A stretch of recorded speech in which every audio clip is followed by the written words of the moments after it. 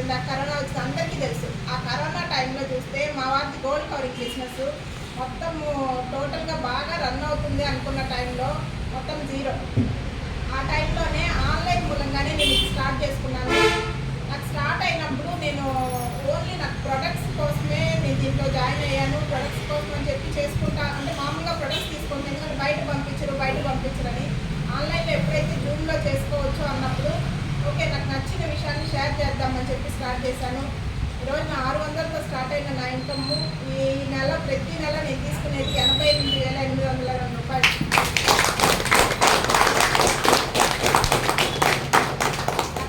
మన భాషలో మనకు బాగా అర్థమయ్యేది ఏంటంటే ₹1,00,000 10,000 తక్కువ.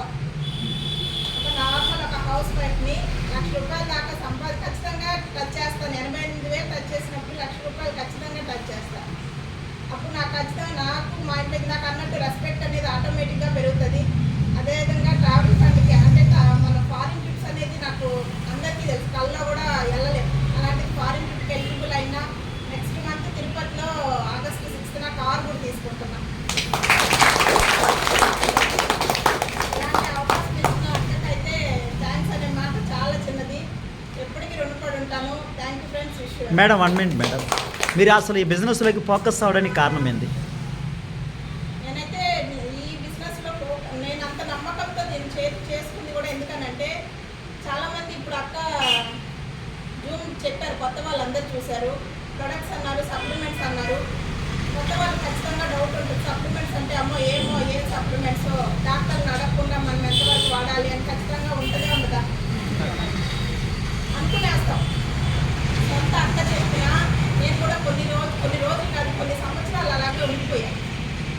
ఏంటంటే నాకు 19 ఇయర్స్ అని చెప్పాను మ్యారేజ్ అయ్యి, 14 సంవత్సరాలుగా పిల్లలు లేకుండా ఉన్నప్పుడు ఎన్ని హాస్పిటల్స్ తిరిగేసి ఉంటాను. కానీ దీంట్లో ఉన్నాయి అని చెప్పినా నేను తీసుకోవాలా. కానీ 14 ఇయర్స్గా నేను తిరిగిన తర్వాత కూడా నాకు డాక్టర్స్ ఇచ్చిన సలహా ఏంటంటే ఐవీఎఫ్ ట్రీట్మెంట్ కన్నా వెళ్ళండి మేడం, మీకు ఇంకా లాస్ట్ ఛాన్స్, లేదంటే దత్తత తీసుకోండి అని చెప్పారు. ఆ రెండు అయితే రెండింటిలో ఒకటైతే నేను దత్తత తీసుకోవడం అనేది ఇష్టం లేదు, ఇంకా మిగిలిన ఛాన్స్ ఐవీఎఫ్ ట్రీట్మెంట్. సరే దానికి వెళ్తే కూడా 7 లక్షల దగ్గర ఖర్చు అయింది.